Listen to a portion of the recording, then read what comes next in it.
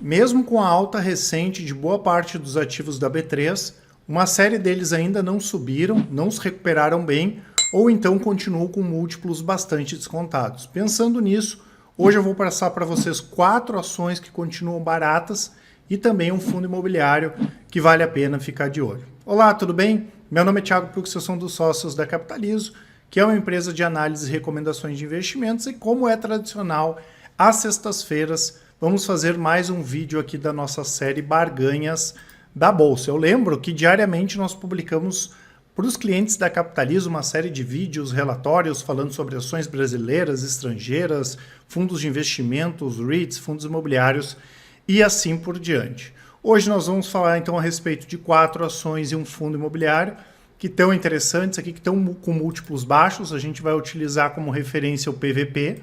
Obviamente, pessoal, ninguém vai utilizar um indicador desse de maneira isolada, né? Eles são bons indicadores, PL, PVP e vários outros, para a gente fazer projeção, para a gente comparar ativos dos mesmos setores, para comparar as empresas historicamente, mas ele pode ser um bom indicador aí para nos apontar algumas empresas, alguns ativos que podem ser considerados barganhas, já que as empresas operam abaixo do valor patrimonial, o que na maior parte dos casos não faz sentido, até porque é normal a ação da empresa operar com uma expectativa de crescimento, né? Então, pelo menos o preço aí está acima do valor patrimonial que deveria acontecer, mas em boa parte dos ativos isso não acontece, como é o caso aqui da Eucatex, da CBA, né, que muita gente tem nos perguntado a respeito. Todos os dias a gente recebe uma série de perguntas.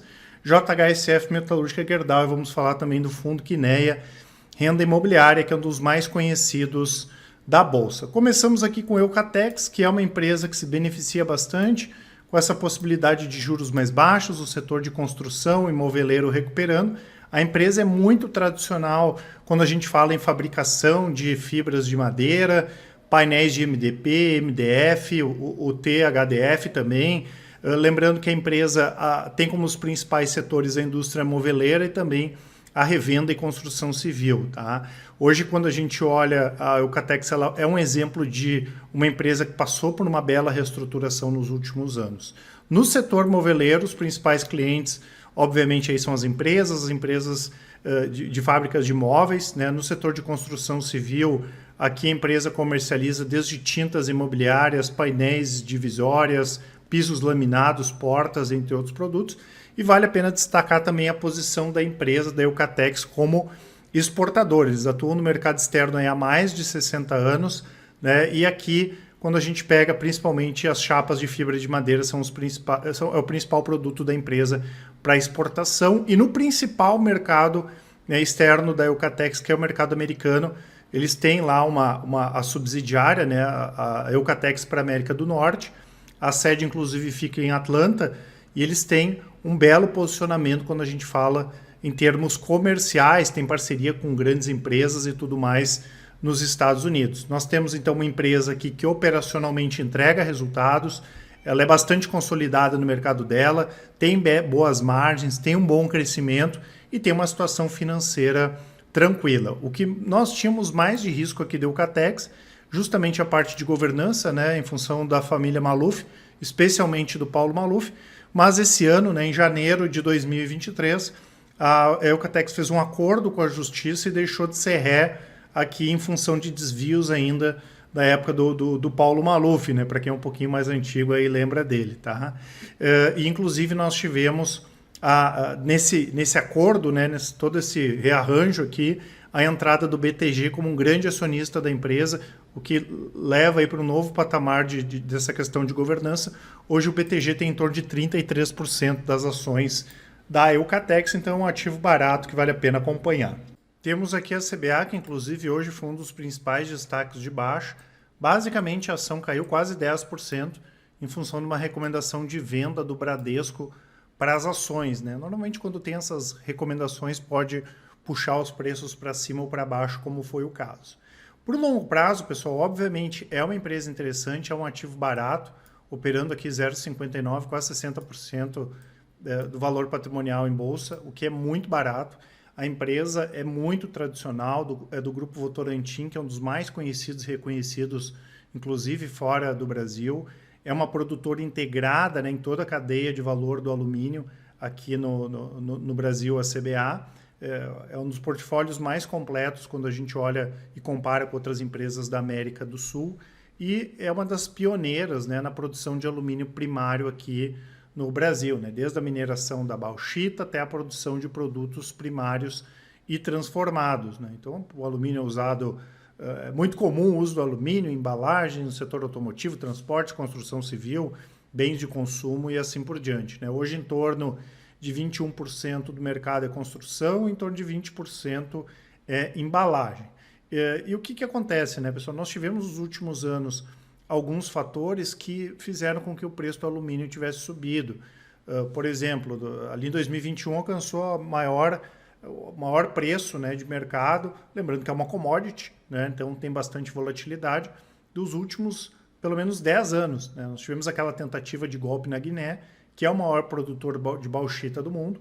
A Guiné sozinha fornece mais de 20% da bauxita do mundo. Inclusive, a China fez alguns fechamentos, né, da capacidade de produção de alumínio. Isso fez ainda com que o preço subisse mais. E para completar, em 2022, guerra Rússia e Ucrânia, a Rússia representou em torno, antes da guerra, ali, em torno de 7 a 9% de toda a demanda global. Então, o preço explodiu e recentemente vem caindo nos últimos trimestres, e tem essa correlação do preço do alumínio de mercado dele, né, com as cotações das ações. A mesma coisa vale com o minério, tá? Claro que é um negócio aqui, pessoal, que não é tão simples assim de dar dinheiro, até porque quando a gente olha em termos de custos, a questão da energia impacta, né? Mais de 30% dos custos é ligado à questão de energia, e qualquer aumento de custos nesse segmento aqui, a empresa pode ter dificuldade para repassar algum tipo de preço, tá? Ou né, acaba ganhando menos dinheiro. Tá? Obviamente a empresa tem um potencial interessante de crescimento, porque se a CBA sofreu nos últimos anos, né, especialmente após a pandemia, várias outras empresas aqui no Brasil sofreram ainda mais. Então ela pode fazer algum tipo de aquisição, tem a parte aqui do mercado de reciclagem que ela pode atuar, tem o projeto Rondon, né, para produção de bauxita no Pará, com foco na exportação. Lembrando que esse projeto está localizado na terceira maior região de bauxita do mundo, ou seja, eles podem crescer bastante ainda em exportação. Tá? A gente já comentou algumas vezes que, ok, alumínio é legal, mas não tem nada demais, e a gente entende que tem outros segmentos que são mais interessantes, né? Empresas ligadas a cobre, níquel. Essa semana eu fiz um vídeo falando a respeito da Vale. Pô, a Vale deve voar nessa parte de níquel, cobre, que a demanda vai crescer bastante, muito acima do alumínio, não tem nem comparação. Mesmo minério de ferro, a gente entende que a demanda vai crescer mais, de ferro cromo, que é usado para fazer aço inoxidável. Então a gente prefere outras empresas, né, pensando no longo prazo, ao invés da CBA, mas nada contra a empresa é fantástica, e no nosso entendimento não se justifica um preço tão barato e uma queda tão grande das ações desde aí do IPO. Antes de continuar, pessoal, não esqueçam de colocar aqui nos comentários aquelas ações que vocês queiram que nós comentemos nos próximos vídeos, já que basicamente aqui o que nós fazemos, né, são sugestões de vocês. Também aproveitem para se inscrever no canal, para quem gostou do vídeo, dá um like e compartilhar.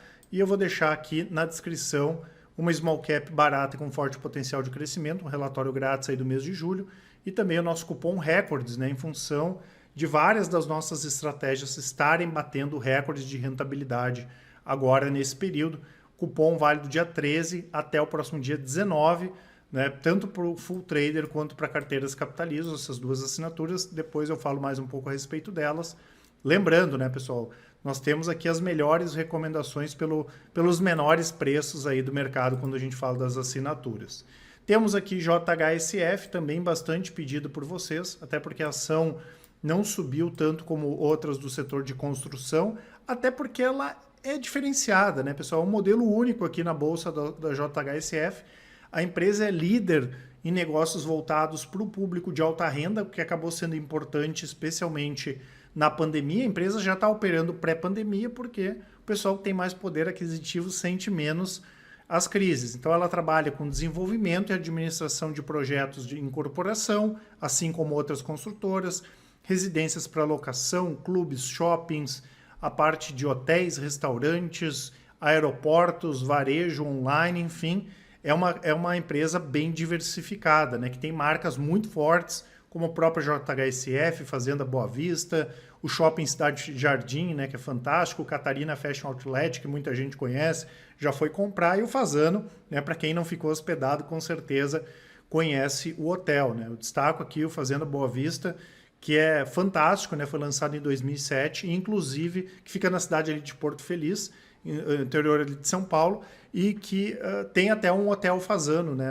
na estrutura. E quando a gente fala da parte de incorporação, a empresa tem alguns diferenciais. Quando a gente pega, por exemplo, a carteira de recebíveis, basicamente ela é indexada para clientes que têm alta renda e baixo risco, né, o que acaba, na prática, sendo as obras financiadas aí pelos próprios clientes, o que acaba sendo bastante interessante. Como eu falei, sofre menos em períodos como aquele que a gente teve da pandemia, em períodos de crise, por lidar aí com alta renda. Né? Nos últimos anos a empresa tinha um problema de governança que foi bem ajustado e, como eu falei, é um modelo único que vale a pena acompanhar, né? Por ter aeroporto, shopping, restaurante, tudo no mesmo negócio. Tá? Então JHSF também, aqui um PVP de 0,73, uma ação bastante barata, bastante descontada. Temos a Metalúrgica Gerdau, que é a holding. Lembrando que hoje o único ativo operacional da holding é a GGBR, a Gerdau. Aqui a gente tem um desconto de holding, é mais barato comprar Gual do que Gerdau. Antigamente a gente já teve banco Gerdau, tinham outros ativos. E em algum momento a Gerdau vai fazer um ajuste, né, para manter só a Gual ou GGBR, muito possivelmente dar uma ajustada aqui nessa questão. Pode demorar algum tempo, mas faz sentido eles ajustarem. A Gerdau se reestruturou muito bem desde a crise de 2008, vendeu operações na Espanha, no Chile, que não eram interessantes, na Colômbia, vendeu algumas usinas também que não eram interessantes e ativos imobiliários nos Estados Unidos, vendeu hidrelétricas no Brasil, vendeu operações de aços especiais na Índia, ou seja, a empresa trouxe caixa, né, para conseguir se levantar daquele grande tombo que nós tivemos na crise de 2008, que foi o que acabou acontecendo. A Gerdau tem uma diversificação bem interessante, mais de 33% da geração de caixa medida pelo EBITDA vem do mercado da América do Norte, especialmente dos Estados Unidos, depois vem Brasil, a parte de aços especiais e também o mercado da América do Sul. E a Gerdau, no nosso entendimento, é uma das empresas que diversifica mais, né? Só para não depender da parte do vergalhão lá, que é o aço para construção. Tivemos essa joint venture que a Gerdau fechou recentemente com a Randon para aluguel e locação de veículos pesados e equipamentos. A empresa focando na questão de grafeno, aços especiais para eletrificação de veículos, Juntos Somos Mais para materiais de construção. Então, no nosso entendimento, quando a gente compara com os Usiminas, CSN, é a melhor alternativa do setor siderúrgico, além de ser gigantesca na parte de reciclagem e um ativo muito barato, aqui igual ao 3, opera com PVP de 0,75. E o fundo imobiliário, o Quineia Renda Imobiliária, um dos mais tradicionais do mercado, que é gerido por uma das mais tradicionais e também respeitadas gestoras, a Quineia, que tem uma parceria estratégica com o Banco Itaú. O fundo tem uma bela gestão, né? Desde o seu início, quando começou a ser cotado na B3 em meados de 2010, muito mais acertos do que erros, eventualmente vão acontecer alguns erros, e basicamente esse fundo investe, né, na aquisição. Ele pode também trabalhar com compra e venda de imóveis, mas basicamente na distribuição investindo, né, em centros de distribuição e também edifícios corporativos. Né? Então tem a parte de logística e também a parte aqui de locação desses centros logísticos e também de lajes corporativas. Tá? Basicamente, é daqui que vem o rendimento, né, o aluguel que é pago para os cotistas. Pode comprar fundos de ações, de empresas de construção, investir em outros fundos imobiliários, renda fixa, mas basicamente esses dois segmentos que eu comentei.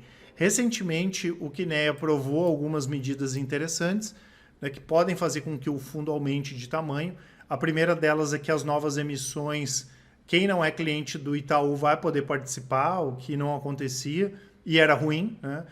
O fundo tem autorização aí para aumentar o capital para um valor, quem sabe, acima de 5 bilhões de reais, e esse fundo pode ficar maior. Eu sei que não é muito do investidor brasileiro gostar de fundos grandes, mas nós que acompanhamos e recomendamos REITs, né, que são os primos americanos dos nossos fundos imobiliários, a gente conhece as vantagens dos fundos serem grandes, né? O poder, só falar em poder de barganha, né? Com fornecedores, com os clientes, com os inquilinos, acaba sendo muito maior. Então a gente entende que quanto maior o fundo, desde que, claro, ele tenha bons ativos, melhor.